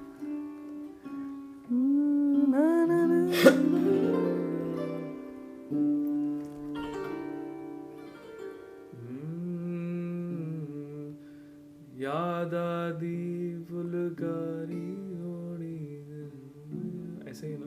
हाँ मुझे थोड़ा लो लग रहा है। हाँ मुझे भी लो लग छोड़ रहा तुम है। अपने आप ही गा देते, ई ले ले। दूं तानपुरा दूं ई। याद आदि फुलकारी ओड़ी दिन डुबया, हौले हौले जख्म पुराना फिर खुलिया। तीसरी छोड़े वाली दिल नू चीर गई, मैं भूला लिरिक्स ना ना ना ना ना ना ना ना ध्यान आ रहा है। हौले हौले जख्म पुराना फिर खुलिया पत्थर वर्गी रात सितारा कोई कोई हिजर दी सोनी अखां विच ना ना ना। गलत स्केल पकड़ लिया हमने। इसको फिर वापस से मैं लेते हैं। हाँ, मुखड़ा ही गा देता हूँ। इसको मुखड़ा गा दीजिए, कोई बात नहीं। याद आदी इसमें गाओ। याद आदी माते के पे आया ना। मैं एक बार जी है ये लगे। मैं प्ले कर लेता हूँ तो सी सी ले एक बार प्ले कर लेता हूँ, वो सही है। वो बेस्ट है। सी याद आदी फुलकारी ओड़ी दिन डूबिया।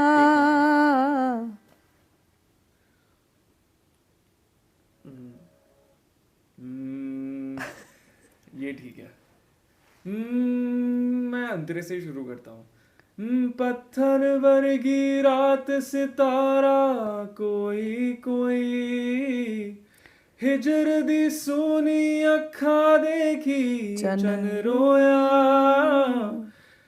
ठंडी ठंडी हवा बखेड़ा पा बैठी तेरी गल्ला सोच के दिल पागल होया याद आदी फुलकारी ओड़ी दिल डूबिया हौले हौले जख्म पुराना फिर खुलिया हौले हौले जख्म पुराना फिर खुलिया टीस भी छोड़े वाली दिल नू चीर गई बूहा दिल दी फरियादा दा जा खुलिया बूहा दिल दी फरियादा दा जा खुलिया। क्या बात है, बहुत बहुत शुक्रिया कविता जी, कविश और कनिष्क, आप लोग विविध भारती के स्टूडियो में आए और Thank you. इतनी म्यूजिकल बातचीत हम आपसे कर पाए। यहाँ आने के लिए बहुत बहुत शुक्रिया। थैंक यू यूनुस भाई, थैंक यू सो मच।